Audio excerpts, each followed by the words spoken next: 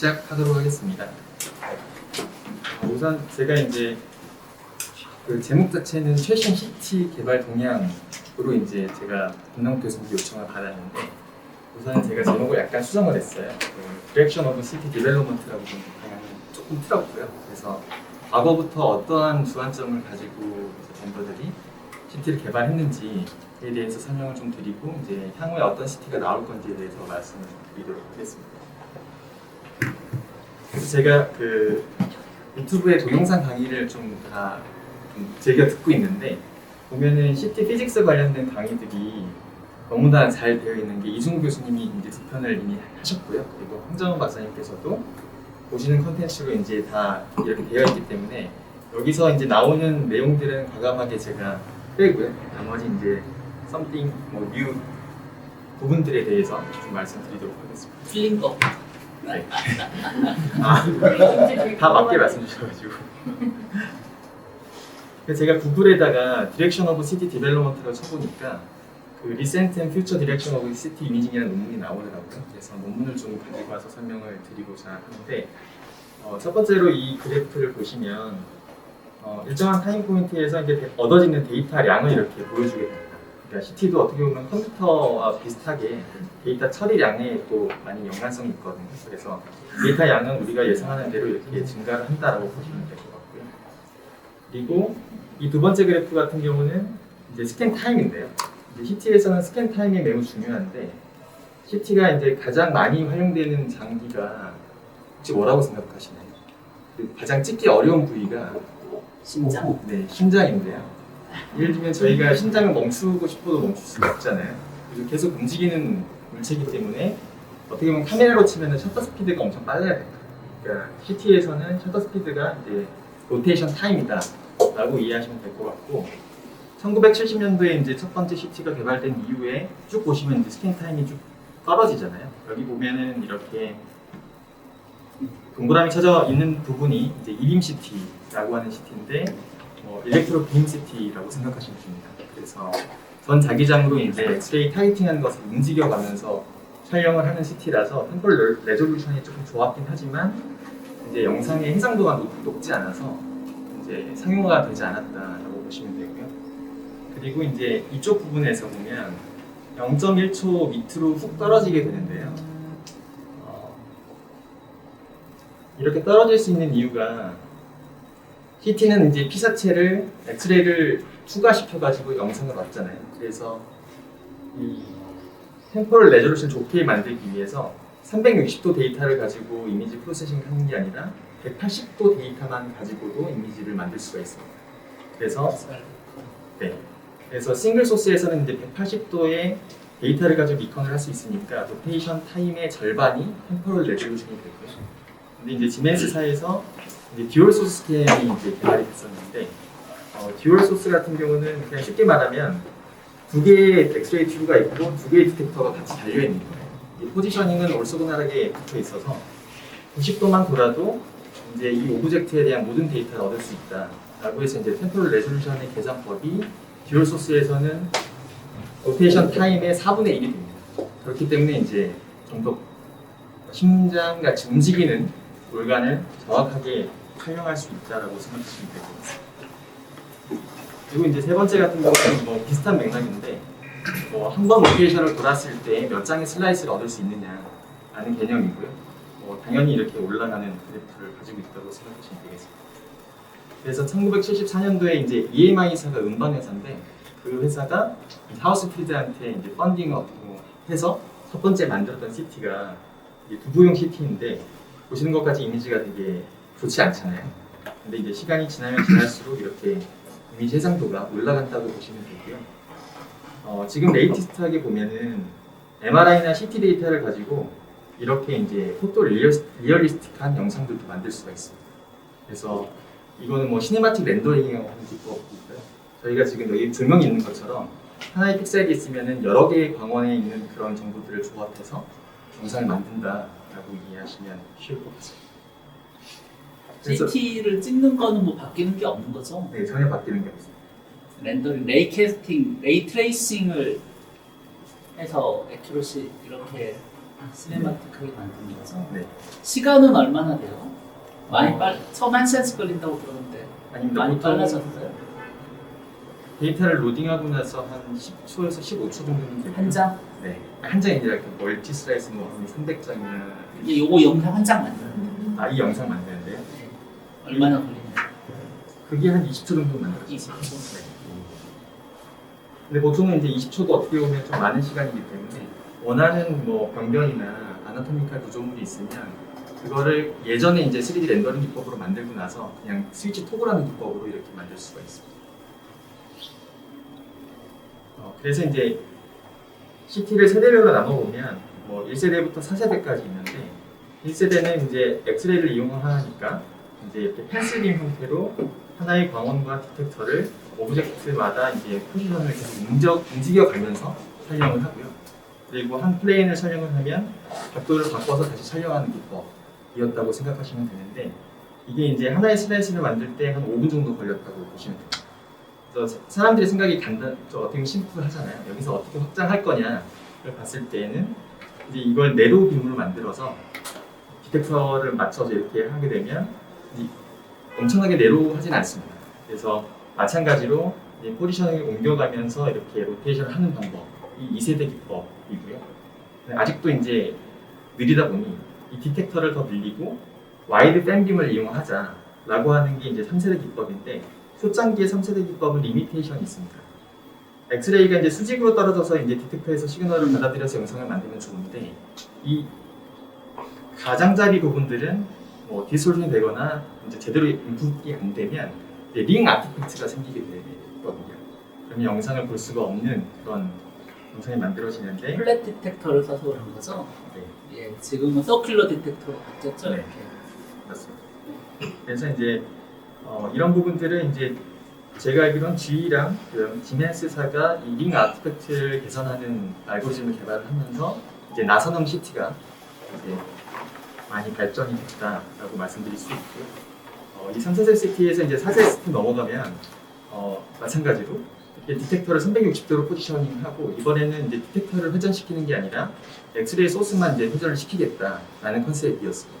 근데 이제 이 CT도 이제 문제점은 환자가 여기 누워 있다고 했을 때 엑스레이가 뭐 살단이 되거나 이러한 부분들에 대한 노이즈 팩터가 이제 다른 디텍터 에어리어에 들어가기 때문에 이제 레졸루션이 되게 낮았어요. 그래서 상용화되지 않았다라고 생각하시면 이 되겠습니다. 디텍터 비용도 많이 들어갈 거고 첫 번째. 네. 두 번째는 저렇게 설계한 게 겐트리를 가볍게 만들려고 그러는 건가요? 도는 게 적어지는 게 개인이 있어서 그런 거죠? 맞습니다. 3세대가 이제 안 좋았던 점이 이렇게 디텍터 로우를 많이 만들면서 이게 너무나 무거워졌어요. 그래서 실제로 뭐 2세대보다 이 로테이션 타임이 더 늦어졌다고 해요. 그래서 그걸 극복하기 위해서 4세대가 나왔다라고 이해하시면 될 것 같습니다. 그리고 제가 유튜브 영상을 하나 보여드리고 싶은데 이거는 찾아보니까 그 황정원 박사님께서 한번 보여주셨던 그 동영상이고요. 근데 이제 제가 여기서 말씀드리고 싶은 부분은 예전 CT 같은 경우는 케이블로 되어 있어서 어느 정도 돌고 나서는 다시 백업을 해야 됩니다. 근데 지금의 CT 같은 경우는 한 방향으로 계속해서 돌 수 있잖아요. 이게 이제 슬립 링 테크놀로지라고 하는데 쉽게 말씀드리면 저희가 예전에 뭐 전기 모터나 이런 것들 보면 이게 한 방향으로 계속 돌 수 있게끔 만드는 걸 CT에 적용을 했다라고 이해하시면 될 것 같고요. 이제 이렇게 빠르게 돌게 되면서 이제 스파이럴 CT가 가능하게 됐어요. 스파이럴 CT라고 하는 건 벤트리가 빨리 돌고 케이블이 무빙하면서 이제 올간을 촬영을 하겠다라는 컨셉입니다. 이렇게 나선형 CT가 되면서 이제 환자가 호흡을 참고 이제 한 번 CT 검사로 흉부를 전체를 다 커버할 수 있는 정도의 그런 영상이 만들어지게 됐고 그리고 CT에서 많이 쓰는 조영제인 아이오다인 등산, 혈관 조영술도 이때부터 많이 이제 사용되기 시작했습니다.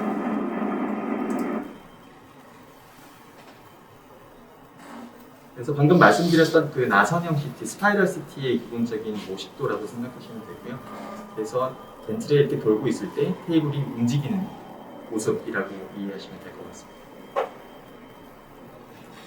그래서 이제 그 데벨롭먼트 되는 각각의 이제 항목에 대해서 이렇게 테이블로 좀 정리를 해봤는데 첫 번째가 이제 로테이션 타임 아까 말씀드렸잖아요. 얼마만큼 빨리 찍을 수 있느냐라는 능력인데 여기서 재미있는 게 1980년도에는 5초였다가 10년이 지나서 1초가 됐고요.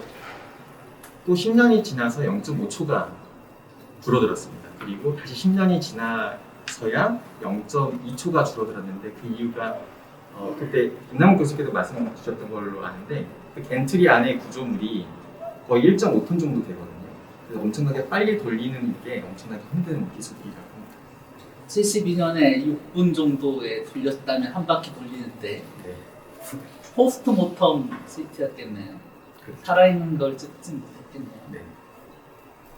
그래서 뭐 이때는 타겟 올간, 예를 들면 브레인의 특정 슬라이스나 이렇게 이제 촬영을 했다면 지금은 이제 멀티 올간 촬영이 다 가능하다라고 이해하시면 될 것 같고요.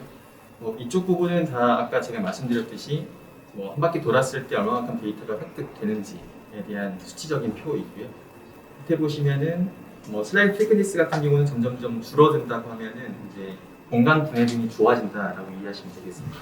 그러니까 쉽게 말씀드리면은 작은 스트럭처를 잘 볼 수 있는 능력이라고 보시면 되겠고요. CT에서는 또 컨트라스트 레졸루션을 많이 얘기를 하는데 컨트라스트 레졸루션은 이제 로우 컨트라스트 레졸루션과 하이 컨트라스트 레졸루션을 나뉘게 되는데 기본적으로 간단하게 말씀드리면 이제 구름 한 점 없는 밤 하늘에 다 이렇게 떠 있으면 얘가 이제 하이 컨트라스트 레졸루션이라고 생각하시면 돼요. 분명하게 차이가 많이 나는 구조물에서 네, 아침에 좀 한 번만 들려주십시오. 죄송합니다. 구조물을 얼마만큼 잘 볼 수 있느냐라는 능력이고요. 이렇게 구름처럼 뭔가 비슷한 물질들이 많이 있는 상황에서 물질을 구분할 수 있는 능력이 이제 로우 컨트라스트 레졸루션이라고 생각하시면 되겠습니다. 그래서 실제 이제 스캔에 뭐 예를 들어보자면 얘가 이제 렁 스캔에 비유할 수 있겠고요. 이쪽이 이제 복부 스캔에 예를 들 수 있을 것 같습니다. 인간적으로는 둘 다 좋아야 될 것 같긴 한데 네. 하나가 좋아지면 하나가 나빠지는 특성이 있나 보죠. 따로 보는 게. 네. 그래서 이제 렁 같은 경우는 이제 하이 KBP 영상을 많이 봤고요. 그리고 복부 같은 경우는 로우 KBP 영상을 많이 봤습니다. 그래서 방금까지 이제 싱글 소스 CT에 대해서 말씀을 드렸는데 이제 이 다음에 나오는 CT 같은 경우는 싱글 소스 CT가 가지고 있는 이제 단점을 보완하는 방향으로 개발이 됐어요. 그래서 단점 같은 경우는 크게 세 가지인데 첫 번째로 이제 당연히 엑스레이를 쓰기 때문에 레디에이션 하자드가 있는 건 당연하고요. 두 번째는 이제 병변이 있는 뭐 소프티슈나 노멀 뛰어나지가 않습니다. 그리고 아이오다인의 업테이크는 로컬 퍼퓨전이라고 볼 수도 있는데 그런 이제 퀀티피케이션이 불가능했다라고 이제 싱글 소스 CT의 리미테이션을 극복을 하는 방향으로 스펙트럴 CT라고 하는 듀얼 에너지가 나오기 시작했어요. 2005년부터 나오기 시작했고요. 기본적인 컨셉은 서로 다른 준위의 에너지 빔을 쏴서 물질에 대한 그런 차이값을 가지고 물질을 분간을 하겠다라는 컨셉이고요. 조금 더 쉽게 말씀드리면 싱글 소스 CT가 이렇게 흑백 사진이라고 얘기를 드릴 수 있다고 하면은 듀얼 에너지 같은 경우는 거기다 칼라를 입히는 거예요. 그래서 예를 들어서 이런 물질 3개가 있다고 하면 그레이스케일에서 봤을 때는 뭐가 뭔지 잘 모르시겠잖아요. 그런데 색깔을 입혀보면 뭔지 아시겠죠? 금과 금과 구리입니다. 구리. 네, 그래서 이렇게 이제 머테리얼을 이제 분간할 수 있다라는 컨셉이 기본적인 듀얼 에너지의 컨셉이고요. 그래서 MR에서만 보였던 본메로 이디마, 뼈 멍든다고 하잖아요. 그런 것들을 CT에서도 이렇게 듀얼 에너지로 구현을 하게 됩니다. 그래서 듀얼 에너지 같은 경우는 이제 뭐 모든 벤더들이 다 갖고 있고요. 그 메소드 같은 경우는 뭐 듀얼 소스를 이용해서 듀얼 에너지를 구현한다거나 아니면은 싱글 소스를 가지고 이 앞에 이제 필터리제이션을 통해 가지고 반쪽은 이제 로우 에너지, 반쪽은 하이 에너지 이렇게 이제 구현하는 방법도 있고 시퀀셜하게 아까 테이블이 움직인다고 말씀드렸잖아요. 그래서 테이블이 나갈 때는 로우 KBP, 들어갈 때는 하이 KBP 이렇게 촬영도 가능합니다. 그리고 이제 KBP를 튜브상에서 계속해서 빠르게 스위칭하는 방법으로 이미징을 만드는 방법도 있고 그리고 디텍터 단에서 엑스레이가 피사체를 투과했을 때 다른 에너지를 받겠다라고 하는 게 이제 샌드위치 디텍터 기법이라고 생각하시면 됩니다. 그래서 각기 기법에 대해서 좀 장단점을 정리를 해봤는데 보시면 듀얼 소스 듀얼 에너지 같은 경우는 이 각기 다른 큐브에서 동시에 엑스레이가 조사되기 때문에 동시에 데이터를 얻을 수 있는 장점이 있고요. 그리고 로테이션 타임은 원래 시스템이 갖고 있는 맥시멈을 다 쓸 수가 있습니다. 그리고 레지스트레이션에 대한 문제가 없다는 장점이 있고요. 그리고 각기 다른 큐브를 사용하기 때문에 그 MAS를 모듈레이션 할 수가 있어요. CT 같은 경우는 이제 레디에이션이 문제가 되니까 단기별로 렁처럼 이제 에어가 차 있는 부분은 매스를 좀 적게 해서 이미지를 만들 수도 있고요. 그리고 뭐 펠빅본이나 숄더 같은 부분 같은 경우는 매스를 좀 더 올려서 이미지 퀄리티를 유지하는 방법으로 매스를 모듈레이션 하는데 듀얼 에너지에서도 이렇게 모듈레이션 할 수 있는 기능이 있습니다. 그리고 아까 제가 싱글 에너지에서는 아이오다인의 퀀티피케이션이 어렵다고 말씀을 드렸잖아요.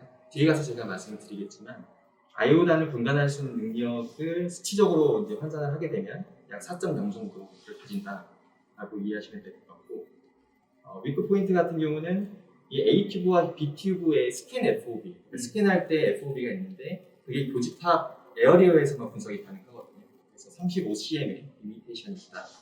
비튜브가 작아서 그런 거죠? 네, 그렇습니다. 왜 크기를 같이 안 만들고 이렇게 그러면 90도에서 벗어나고요. 그리고 이제 무게도 더 늘어나기 때문에 로테이션 타임하고 트레이드가 좀 들어가 있습니다. 그리고 보통 스캐터링이 문제라고 들었는데 그런 문제는 해결됐나 보죠?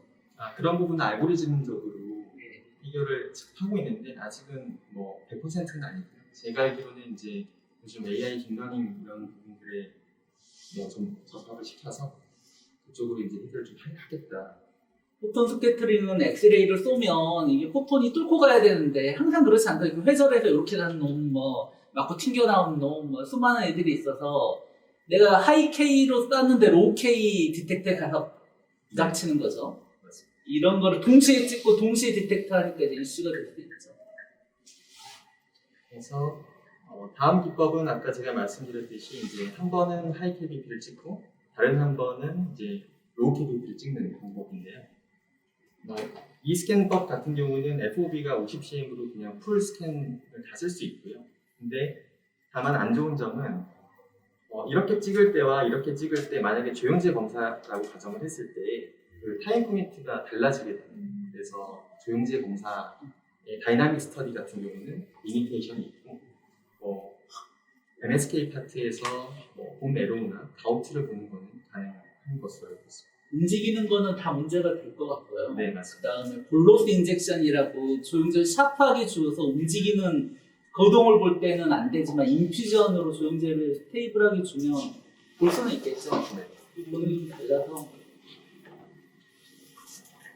그리고 이제 세 번째 방법은 이제 KBP를 빠르게 스위칭하는 방법이고요. 그래서 장점은 얘도 FOB를 50cm으로 크게 가져갈 수 있고 위크 포인트 같은 경우는 이제 하나의 튜브를 쓰다 보니까 KBP는 모듈레이션이 되는데 MAS는 그렇게 빠르게 바꾸지는 못합니다. 그래서 이제 로우 KBP의 높은 매스를 하이 KBP에도 세팅을 해야 된다 하는 단점. 이게 이제 어떻게 보면 레디에이션이 좀 올라간다라고 이해하시면 될 것 같고요. 그리고 아이오다인 레시오 같은 경우는 1.9 정도의 수치를 가지고 있습니다. 그리고 마지막으로 이제 샌드위치 디텍터인데 이제 하나의 광원에서 피사체를 투과한 이제 엑스레이가 위쪽 레이어에서는 이제 로우 에너지 컨택을 받아들이고요. 그리고 그 다음에 세컨 레이어에서는 하이 에너지를 받아들이는 구조로 되어 있습니다. 그래서 이 방법 같은 경우는 이제 상시 듀얼 에너지가 가능하다. 예를 들면 싱글로 찍고 나서 만약에 필요하면 나중에 듀얼 에너지 프로세싱을 해가지고 머티리얼 분간을 한다거나 아이오다인 큐티피케이션 한다거나 이런 장점이 있긴 한데 단점 같은 경우는 이게 두 개의 레이어에 충분한 퀀타가 들어가야 되기 때문에 120kbp 이상만 쓸 수가 있습니다. 그래서 도지에 대한 페널티가 있고요. 이렇게 이제 방법들이 있다라고 생각하시면 될 것 같고 2005년도에 이제 이렇게 스펙트럴 CT가 나오고 나서 이제 그 후의 방향 같은 경우는 이 듀얼 에너지를 어떻게 하면 좀 개선을 시킬 것이냐 라는 쪽에 이제 포커스가 됐었다라고 말씀드릴 수 있을 것 같아요. 보시면은 이렇게 이제 폴리크로마틱 빔 두 개를 이용해서 듀얼 에너지 구현을 하는데 이 두 개의 곡선의 적분값이 어떻게 보면 레디에이션 도즈라고 생각하시면 될 것 같고요. 그리고 이 교집합이 적으면 적을수록 물질을 분간하는 능력이 더 뛰어나게 됩니다. 그래서 여기 보면 80, 140 이렇게 써져 있지만 뭐 어떤 거는 90 SN 150 이렇게 써져 있잖아요. 이 SN이 이제 주석 필터라고 하는 건데 엑스레이 이제 앞단에 이제 필터레이션을 시켜서 이제 일부러 이제 빔 하드닝을 일으키는 거죠. 그래서 로우 에너지 퀀타를 이쪽으로 없애고 그 이 빔 쉐입 자체를 오른쪽으로 시프팅시켰다라고 이해하시면 될 것 같습니다.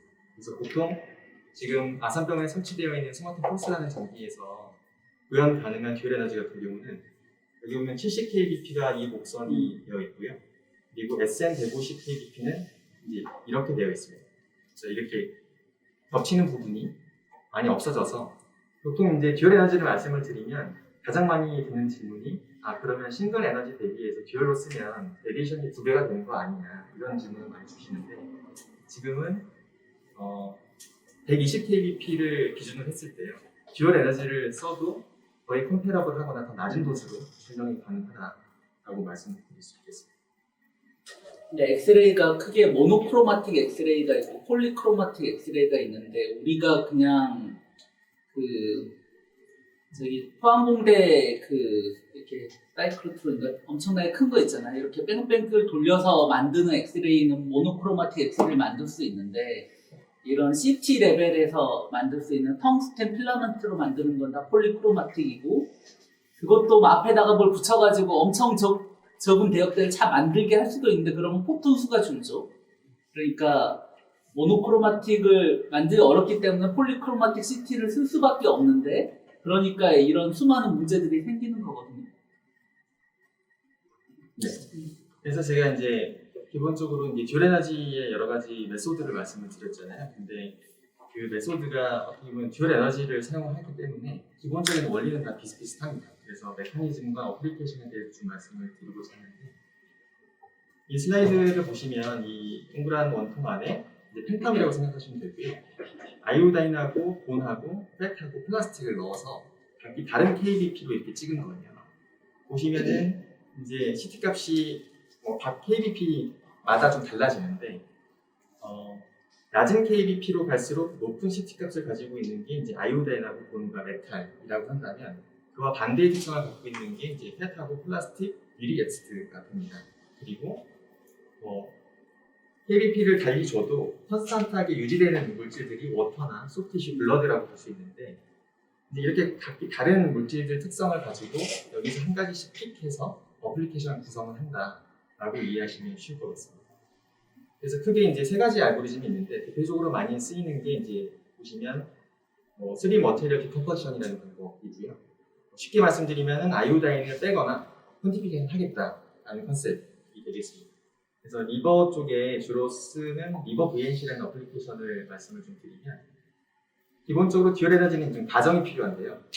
리버를 이렇게 가정을 하는 거예요. 팻과 소프티슈의 믹스처다라고 가정을 하고요. 그러면 100% 소프티슈와 팻을 이렇게 로우 KBP와 하이 KBP 도메인에 플라팅을 할 수 있고 이렇게 두 개를 있는 성분 안에 리버의 모든 컴포넌트가 다 들어간다라고 이제 가정을 하게 됩니다. 여기에서 이제 우리가 원하는 아이오다인에 대한 기울기를 알고 있기 때문에 만약에 소프티슈에 아이오다인이 이제 업테이크 되면 아이오다인의 기울기에 따라서 이렇게 증가를 할 거고요. 그리고 팻에 들어가면 마찬가지로 이렇게 아이오다인 기울기에 따라서 이렇게 증가를 하게 됩니다. 그래서 결론적으로 이제 팻과 아이오다인과 소프티슈의 믹스처, 세 가지 물질의 믹스처라고 했을 때 이렇게 플라팅을 했다고 가정을 하게 되면 이 점의 정보는 이제 듀얼 에너지를 찍게 되면 알게 되잖아요. 그리고 이 성분의 기울기를 알고 있기 때문에 이 방정식을 알 수 있고 이 팻과 소프티슈를 잇는 이 성분, 이 교점을 구할 수가 있습니다. 그래서 픽셀 바이 픽셀로 이 교점을 구하면 원래의 영상에서 아이오다인을 뺀 버추얼 넌 컨트라스트 정보를 얻을 수가 있고요. 그리고 이제 반대로 말씀드리면 방금 전에는 제가 이렇게 이 만나는 점에 대한 부분을 말씀을 드렸잖아요. 근데 이번에는 이 성분의 길이를 구하게 되면 특정 픽셀의 아이오다인 업테이크의 양을 판단할 수 있거든요. 이걸 이제 칼라 매핑하게 되면 이렇게 런 커퓨전 영상을 얻을 수가 있습니다. 그래서 이런 영상을 얻을 수가 있다라고 말씀드릴 수 있고요. 그리고 여러 가지로 응용을 할 수 있는데 예전에 이제 최승문 교수님과 김남 교수님도 인볼브가 되셨다고 알고 있는데 이제 렁의 벤틸레이션 평가를 위해서 아이오다인 대신에 이제 진온 가스를 이용해서 이제 진온 가스를 흡입하고 그 렁 퍼fusion을 보시는 거죠. 그래서 그게 될 수 있었던 게 진원에 대한 이 그래프의 기울기를 알고 있으면 아까 아이오다인의 기울기와 치환해서 서브트랙션을 하거나 아니면 퀀티피케이션이 가능한 이런 식으로 응용이 가능하다고 말씀드릴 수 있고 이제 그걸 이제 칼슘을 치환하게 되면 보시는 것과 같이 이제 본메로 이데마 양상이 만들어지게 됩니다. 그리고 이제 이거는 이제 레디올리에 나왔던 논문이고 제가 예시로 그냥 가져와 봤는데 이제 아산병에 설치되어 있는 포스 장비로 이제 촬영된 영상이고 이제 넌 컨트라스트 영상에서 패시피케이션과 헤모리지를 분간을 할 수 있다라는 논문이고요. 보시면은 아까 이제 여기 베이스 머테리얼이 좀 바뀌었습니다. 이제 각각의 장기마다 이제 베이스 머테리얼이 바뀌게 되는데 브레인 같은 경우는 이제 브레인 파렌키미아와 이스키믹 리전 그리고 이 그래프는 아이오다인의 기울기가 적합이 되어 있다라고 생각하시면 될 것 같고요. 보시면 이렇게 이제 기존의 CT 영상에서 주쪽 부위에 이제 덴스한 게 보이시잖아요. 그래서 이 덴스한 게 보통 이제 블러드냐 아니면은 패시피케이션이냐 둘 중 하나인데 이렇게 이제 어떻게 보면 이 그레이스케일에서 봤을 때도 칼슘처럼 보입니다. 그래서 듀얼 에너지로 봐서 칼슘 맵을 만들었더니 칼슘 맵에 이렇게 플라팅이 되는 것을 보실 수 있고요. 넌 칼슘 맵을 만들었더니 없어지는 것을 봐서 확실히 칼슘이구나 라는 것을 알 수가 있는 CSF가 인핸스된 건 칼슘 조용제가 CSF로 나가나 보죠? 칼슘 브레인 조영제는 없는 거 아니에요? 그냥 IV로 줬으니까 혈관 안에 있어야 되고. 아니 저건 그냥 몸에 있는 칼슘 디텍하는 그러면 CSF가 인핸스되는 건 이유가 뭔가요? 이건 넌 컨트라스트라서 아마 이메스 스캔이 아니었습니다. 저 빨간 게 칼슘 업테이크 양 아니에요? 네. 그러면 저 브레인은 까만데 브레인 밖에 저 보도 쪽은 하는 게 아티팩트인가요? 아니면 보도가 좀 빨갛게 보이잖아요. 이쪽이요? 예, 거기 말고 안쪽 보도. 이쪽 안쪽. 예. 그게 보통 이제 CSF 브레인 위에 떠 있으니까 CSF 안에 양처럼 보이는데 그런 건 아니지만 어쨌든 좀 특이하네요. 엄청 강해 보이잖아요. 저건 아무래도 그 뼈에 있는 게 그냥 이렇게 하셔버리면 되면 뼈가 보인다. 뭐 그럴 수도 있겠네. 뼈가 아니고 센세뼈 아니고 내실질인데 그 말씀하신 게 가장 가슴. 네. 칼슘만 들어가는 거라서. 그리고 다음 케이스 같은 경우는 첫 번째 케이스보다 약간 인터미디어트하게 약간 애매하게 보이잖아요. 이런 경우에도 이제 칼슘 맵을 만들었을 때 맵에서 안 보이니까 이제 얘가 헤모리지구나라고 알 수 있는 거죠. 마찬가지로 브러쉬 넌 칼슘 맵에서도 이렇게 보이는 게 이제 블러딩이라고 판단할 수 있겠습니다. 이제 다음 케이스 같은 경우는 미듯한 그 리전이 있고 칼슘 맵에서는 보이니까 칼슘이다라고 판단할 수 있고 이쪽에서는 당연히 없겠죠. 이렇게 이제 임상적으로 활용이 가능하다라고 말씀드릴 수 있고, 제가 이제 그래프를 좀 만들어봤는데, 1970년도에 이제 개발이 되고 나서는 이제 시퀀셜 스캔 한마디로 이제 단일 슬라이스의 타겟팅해서 단일 올간에 대한 그런 CT 스캔이 이루어졌다고 하면은 이제 로테이션 타임이 빨라지면서 그리고 아까 말씀드렸듯이 그 슬립링이 도입되게 되면서 스파이럴 CT가 이제 도입이 되게 됩니다. 그리고 그 스파이럴 CT에서 이제 각각의 분더마다 한 번에 많은 촬영을 하기 위해서 멀티 디텍터로 그래서 디텍터를 많이 늘리는 방향으로 개발이 되고요. 그리고 2005년도부터는 아까 방금 전에 말씀드렸던 이제 듀얼 에너지라는 머티리얼 디컴포션 할 수 있는 스펙트럴 CT 그리고 이제 그 다음에는 이제 뭐가 나올지에 대해서 이제 뒤에서 제가 말씀드리겠습니다. 그래서 제가 말씀드렸던 게 이제 스펙트럴 CT가 나오게 된 이유가 싱글 에너지 CT가 리미테이션이 있었기 때문이다라고 말씀을 드렸잖아요. 그래서 다음으로 나올 CT 같은 경우는 마찬가지로 이제 듀얼 에너지가 가지고 있는 리미테이션을 개선하는 방향으로 개발이 되고 있고요. 여전히 이제 레디션 도즈에 대한 하자들이 있으니까 리미테이션이 되고 있고 현재 이제 듀얼 에너지 CT도 마찬가지로 이제 스페셜 레졸루션이 이제 0.05 이하는 이제 디텍션이 좀 안 되는 경향이 있습니다.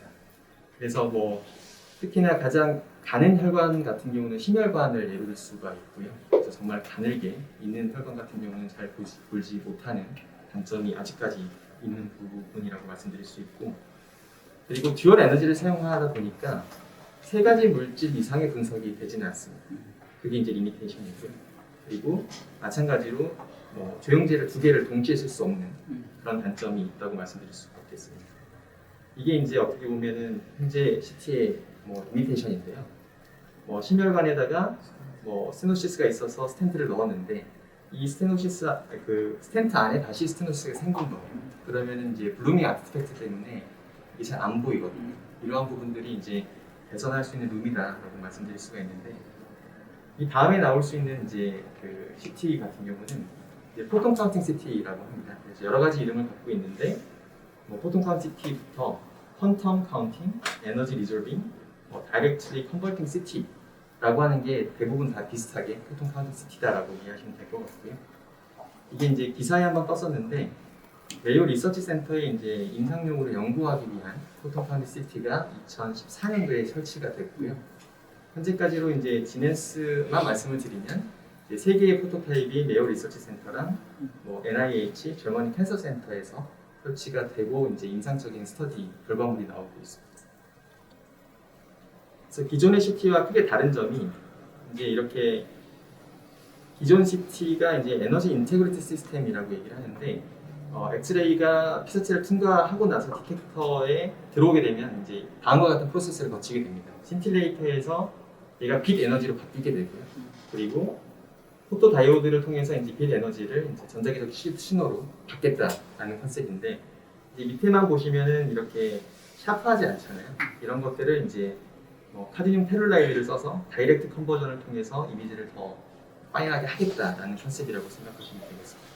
주로 디텍터 머티리얼이 가지고 있는 공간 해상능 손해를 바꾸겠다는 네. 거죠. 그래서 뒤에서 좀 자세히 말씀을 드리면 앞서서 제가 잠깐 말씀드렸듯이 엑스레이가 피사체를 통과하고 나서 디텍터에 들어오게 되면 이 신틸레이터, GOS라는 물질에 들어가게 되고요. 여기서 빛 에너지로 바뀌게 되는데 빛 에너지는 방향성이 다 이렇게 산란하게 되잖아요. 이 크로스톡을 막기 위해서 이 디텍터 셀하고 셀 사이에 이 블레이드를 하나 줘야 됩니다. 그래서 이제 크로스톡, 그러니까 한마디로 노이즈 팩터를 제거해야 되는 그런 리미테이션이 있어서 실제로 디텍터 셀 사이즈를 더 지금 0.5까지 만들 수 있는데 더 작게 만들 수는 있다고 해요. 근데 이 블레이드가 더 작게는 안 만들어집니다. 그래서 디텍터 셀 사이즈를 더 작게 만들면 상대적으로 이 블레이드의 포션이 더 커져 버리기 때문에 효율성이 매우 떨어지게 됩니다. 이러한 부분들이 이제 기존의 시스템의 단점이고 엑스레이를 빛 에너지로 바꿨다가 전자기적인 신호로 다시 바꿔야 되니까 여러 번의 컨버전이 일어나잖아요. 그래서 에너지의 소실이 있기 때문에 그런 부분들이 일렉트로니컬 노이즈로 이제 영상에 반영이 된다라고 이해하시면 되겠습니다. 그와 반면에 이제 포톤 카운팅 CT의 이제 디텍터 머테리얼은 아까 말씀드렸듯이 카드뮴 텔룰라이드로 되어 있고요. 한마디로 이제 하나의 반도체 셀처럼 되어 있어요. 그래서 위쪽에 이제 캐소드와 픽셀화되어 있는 에노드로 구성이 되어 있고 왼쪽과 비교를 했을 때 가장 큰 차이점은 이 블레이드가 사라졌습니다. 네, 사라진 이유가 얘가 이제 이렇게 이제 캐소드와 에노드 사이에 이제 하이 볼티지를 주면 수직으로 일렉트릭 필드가 생기니까 엑스레이가 이렇게 부딪혀서 수직으로 떨어지는 거예요. 그래서 카운팅을 바로 할 수 있다. 그 카운팅 속도는 뭐 나노세컨드 단위라고 해서 이제 포톤을 카운팅한다라고 해서 포톤 카운팅 CT라는 이름이 붙었다라고 생각하시면 되겠습니다. 근데 콜리메터는 그대로 쓰잖아요. 네. 그러면 결국은 콜리메터 밑으로는 못 들어올 거고 그게 저쪽 왼쪽에 있는 모형의 저 디텍터 사이에 그 끼우는 그 끼워진 거랑 비슷한 효과가 있는 거 아닌가요? 콜리메이터 자체가 없어지는 건데요. 이게 디텍터에 끼어 있는 건 없어지지만 앞쪽에 예를 들어 사선으로 들어오는 건 막고 싶어서 위에 세워져 있는 거 아니에요? 요거는 이제 없는 겁니다. 그것도 없어지는 거예요? 네. 그러면 예를 들어 스캐터 포톤 스캐터링 같은 거는 또 다른 문제잖아요. 네, 맞습니다. 예. 그것도 어떻게 보면 이제 해결해야 되는 하나의 부분이라고 말씀드릴 수 있고, 그래서 기존에 이제 0.5 정도의 디텍션 셀 사이즈를 가져갈 수 있다고 하면 포톤 카운팅 CT 같은 경우는 0.2 정도의 셀 사이즈를 가지고 있다라고 말씀드릴 수 있습니다. 저게 없어지기는 어려울 것 같은데요. 예, 디텍터 자체가 예를 들어 디퓨전이 안 생기고 수직으로 떨어지면 이게 산란되는 것도 줄고 뭐 여러 가지 때문에 장점은 당연히 있을 것 같고요. 네. 물론 가격이 디텍터 머티리얼 바뀌면 가격이 비싸질 것 같긴 한데 저 콜리메이터 브레이드를 세워놓은 게 엑스레이가 항상 수직으로 쏜다고 수직으로 들어오지 않기 때문에 딴 디텍터로 가야 되는 거가 내 디텍터로 오면 막기 위해서 세워져 있는 거거든요.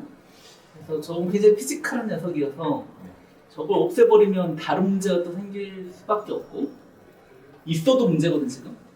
있어도 다 못 막거든요 그게. 그래서 어쨌든 그런.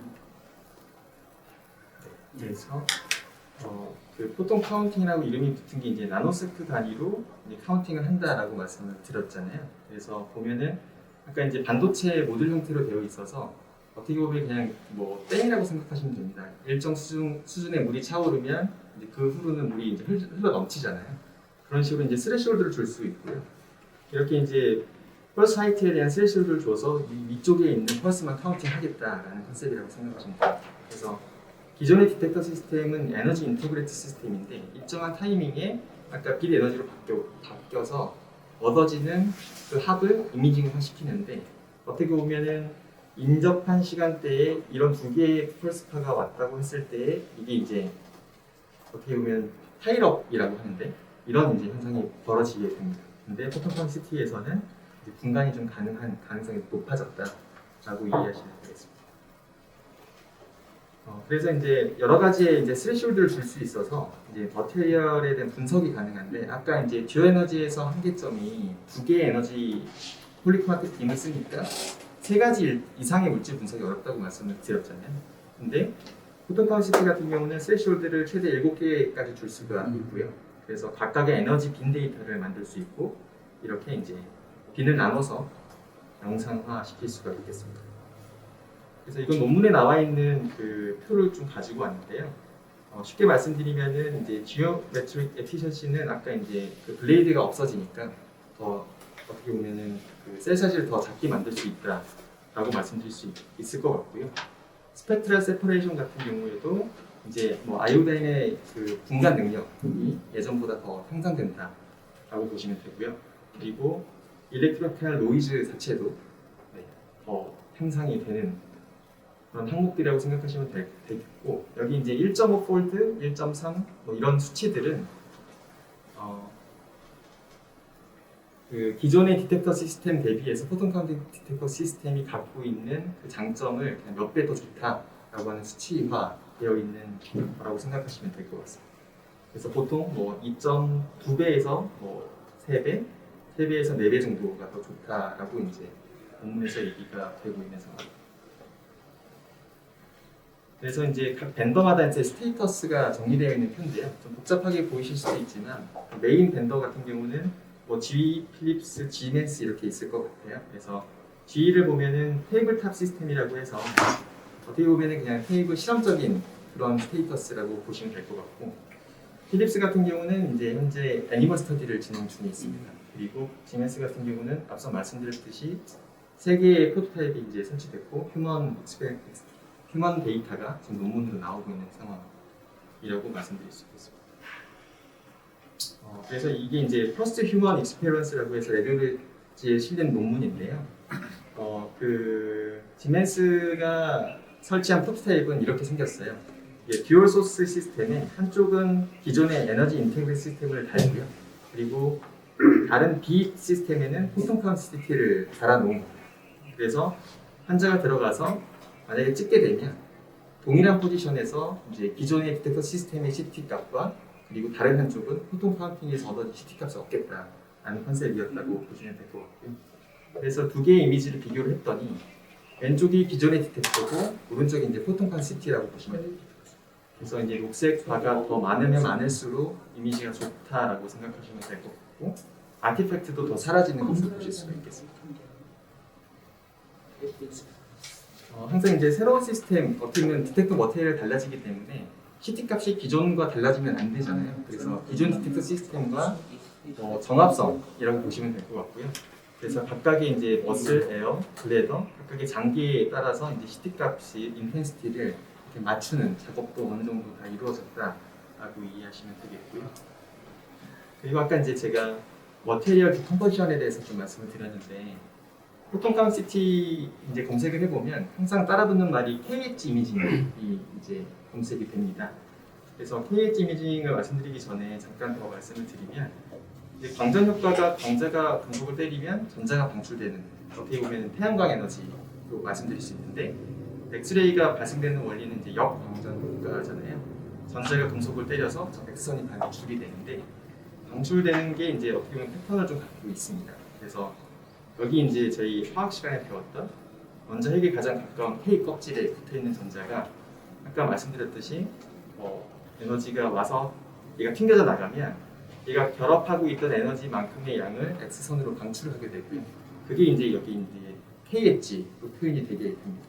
그래서 아이오다인의 KH가 대략 33이나 34 정도를 가지고 있다고 보시면 되는데 아까 제가 이 빈 데이터를 나눌 수 있다고 말씀드렸잖아요. 그래서 적절하게 스레시홀딩을 줘서 이쪽 아랫단 부위와 이쪽 윗단 부위를 이렇게 두 개를 나눠서 이제 서텍션 하게 되면 특정 KH 이미징을 할 수가 있습니다. 그게 이제 빈 데이터를 활용한 KH 이미징이라고 이해하시면 될 것 같고요. 실제 이제 강아지 심장을 가지고 여러 가지 아이오다인과 가돌리늄 그리고 칼슘을 같이 동시에 찍고 매핑이 되는지를 실험한 데이터라고 보시면 될 것 같고요. 보시면 아이오다인 매핑, 가돌리늄, 넌 컨트라스트 이렇게 이제 각각의 매핑이 가능하다라고 이해하시면 되겠습니다. 마찬가지로 이렇게 이제 아이오다인과 가돌리늄을 같이 주입을 했을 때 같이 이렇게 보이잖아요. 그래서 듀얼 인젝션이 가능하다라는 게 이제 포톤 카운팅 CT의 장점이고요. 그래서 기본적으로 지금의 CT는 복구 촬영을 하면 이제 간 같은 경우는 이제 듀얼 인풋을 받기 때문에 프리 스캔을 찍고 컨트라스트를 준 다음에 아테리얼 페이지를 찍은 다음에 또 포탈 페이지를 찍으시잖아요. 적어도 3번의 스캔, 많으면 4번의 스캔을 하는 걸로 알고 있는데 포톤 카운팅 CT에서는 앞서서 말씀드렸듯이 듀얼 인젝션이 가능하니까 적절한 타임 포인트에 첫 번째 인젝션은 아이오다인을 하고요. 그리고 두 번째 인젝션을 가돌림을 한다라고 했을 때 이 일정한 타이밍을 맞춰서 한 번만 스캔을 하게 되면 이 두 가지의 영상과 프리 영상을 다 얻을 수가 있습니다. 그렇게 된다면 이제 3번 스캔 혹은 4번 스캔 하던 걸 한 번으로 줄일 수 있기 때문에 레디에이션 도즈가 감소될 거고 이렇게 이제 영상을 얻을 수 있다. 아이오다인하고 가돌리늄의 KH 패턴이 많이 다른 거 그리고 SNR이 충분히 나오는 것이겠죠. 네, 아이오다인이 이제 33 정도 되고요. 가돌리늄이 50 정도 있습니다. 근데 조영제 하나만으로도 부작용이 있는 경우가 많은데 두 개를 한 번에 주면 그런 조영제 부작용에 대해서는 같이 연구된 바는 없으신가요?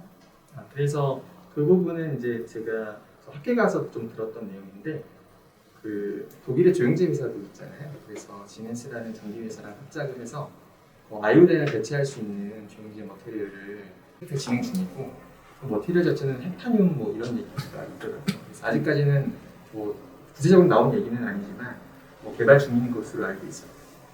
저희가 SNR을 보면 저 적분 텀을 보는 거잖아요. 네. 적분의 그 빈의 적분이라고 봐도 어쨌든 적분의 양하고 저 KH의 디퍼런스를 보면 SNR에 엄청난 손해가 있긴 있을 것 같은데요. 네, 그렇습니다. 네. 어쨌든 내로하게 찍을 수밖에 없고 KH 전후에 아주 일부를 찍을 수밖에 없고 그러니까 아마 휴먼에 들어오려면 어쨌든 저걸 찍기 위해서 어마어마하게 그래서 빈을 찍기 위해서 아예 디텍터에서 특정 에너지 대역대만 튜브에서 특정 에너지 대역대만 뽑아서 포톤을 던지는 건 아니고요. 건 아니면 더 많이 맞아야 되는 거죠. 결론적으로 사람이. 동일하게 맞는데 디텍터에서 이제 여기서는 제가 설명은 안 했지만 마크로 모드나 체스 모드 이런 게 있습니다. 그래서 디텍터 머테리얼 자체에서 스레시홀드를 줄 수 있기 때문에 어떻게 보면 이제 많은 빈을 만들려면은 각기 다른 스레시홀드를 주기 때문에 어떻게 보면 해상도는 약간 떨어지게 되고요. 근데 이제 저 KH에 올라오는 양만큼의 어쨌든 차이가 SNR로 나올 텐데 그거보다 훨씬 더 큰 SNR도 잘 안 보인다고 지금 난리니까 네. 결론적으로 저거를 올리려면 더 많이 때리는 수밖에 없을 것 같다는 거죠. SNR을 올리려면 동물 실험밖에 못하는 게 도주 문제가 있을 것 같은 느낌이 드는데요. 잘 모르지만 뒤에 제가 이제 그 임상 스터디하는 데이터가 좀 있어서 그걸 같이 말씀드리겠습니다. 그래서 이제 듀얼 인젝션이 가능하다라는 걸 말씀을 드렸고요. 그리고 이제 뒤에 제가 말씀드릴 부분은 이제 아까 말씀드렸듯이 뭐 메이오 클리닉이나 NIH에서 이제 나왔던 논문에 대한 영상이라고 보시면 되는데 이렇게 보시면 이제 본 스트럭처를 좀 더 이렇게 파인하게 볼 수 있고요. 그리고 트라블 이제 필러 네. 보이네요. 그리고 뭐 브론코스 월 같은 경우도 여기 바이포케이션도 여기 대비해서 더 선명하게 볼 수가 있습니다. 그래서 렁 스캔 같은 경우는 기존 디텍터 시스템 대비 한 30% 정도의 도즈는 더 작게 설명을 했다. 해도 포인트 스프레드 펑션이 좋아져서 근데 이거 KH임이진 않잖아. 이거는 디텍터가 SNR이 좋은 포인트 스프레드 펑션이 좋은 거죠. 네. SNR이 좋은 거죠. 근데 진짜 있는 것도 안 보이기도 하네요. 왼쪽에 위에서 아래쪽에 다른 거예요. 이거는 같은 장을 찍을 수는 없을 거예요. 두번 찍어. 예. 그러니까 비슷한 레벨을 찾은 거지. 보면 혈관 패턴 많이 다르잖아요. 그래도 어쨌든 같은 사람이랑 같은 걸 찾았다고 하니까 그 부분만 보고 해석을 해야지. 나머지 부분은 뭐 숨쉬는 레벨에 따라 완전히 지 맘대로 노는 거니까. 그리고 이제 여기 보면 칼슘이나 블러링도 이렇게 좀 포인트 딥프레스 할수 스프레드 있다. 펑션이 엄청 좋다. 네. 데피니트한 거. 그리고 이제 스텐트 이미징도 뭐 기존에 이제 플래시라는 장비에서 찍었던 것과 지금 이제 프로스 장비에서 찍었던 게 이제 0.6 레졸루션 갖고 있는데 이제 포토 카운팅 스틸을 찍으면 더 선명하게 볼 수 있다라는 거고. 그래서 예, 매트릭스는 512 그대로 써도 지금 포인트 스프레드 펑션이 좋아서 이렇게 좋아지는 거다 이거죠. 그래서 정말 스텐트 모양 자체를 이미징할 수가 있겠습니다.